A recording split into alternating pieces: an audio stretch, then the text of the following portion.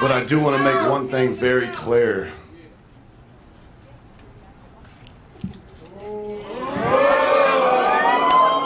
The champ is here.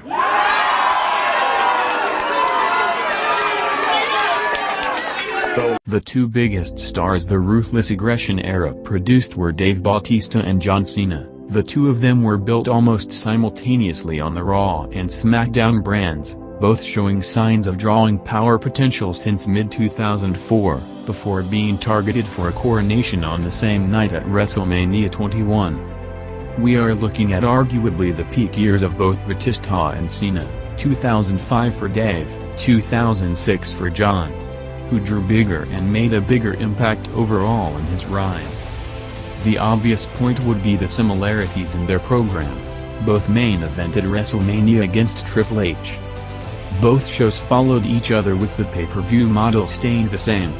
The direct comparison is Batista vs Triple H drew what was an almost company record of around 1,050,000 buys, while Cena vs Triple H had a drop to around 950,000 buys. In the B pay-per-views, Backlash 2005 for the rematch drew around 308,000 buys, outdrawing the Cena vs Triple H vs Edge main event at Backlash 2006 with 230,000. Batista and Triple H Hell in a Cell match at Vengeance 2005 drew around 430,000.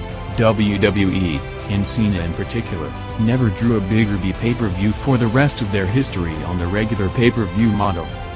Important to note here, the Vengeance card was stacked with attractions, as they had Angle vs Michaels on the show, along with a WWE title match.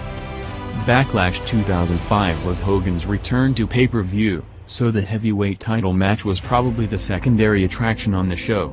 Looking at their head-to-head numbers in 2005, as both wrestled JBL in consecutive shows, Batista's main event at Great American Bash outdrew Cena's main event at Judgment Day with 279,000 buys to 266,000. In the ratings department, the contract signings of their WrestleMania matches, Batista and Triple H drew a 5.0 rating, while Cena and Triple H drew a 4.4 rating. To put this into context, the Batista segment, which was built around Dave choosing his WrestleMania opponent, drew WWE's highest-rated segment since the summer of 2003, making his rise the biggest difference-maker in years.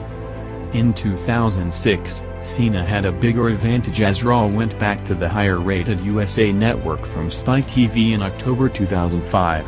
Despite that, no segment during the road to WrestleMania topped Batista's peak numbers on a lesser network.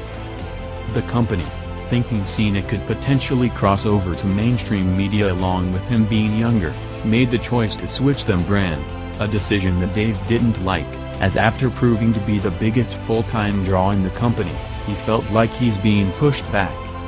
Both went on to be two of the biggest draws in the company for the next 5 years. Cena, despite being a good house show, and especially merchandise draw to the younger audience, was never the overall difference maker Batista was in his 2005 rise. As in an era where the brand almost took over from the individuals, Dave made noticeable changes on his name in every department of the business. The world heavyweight champ. The man.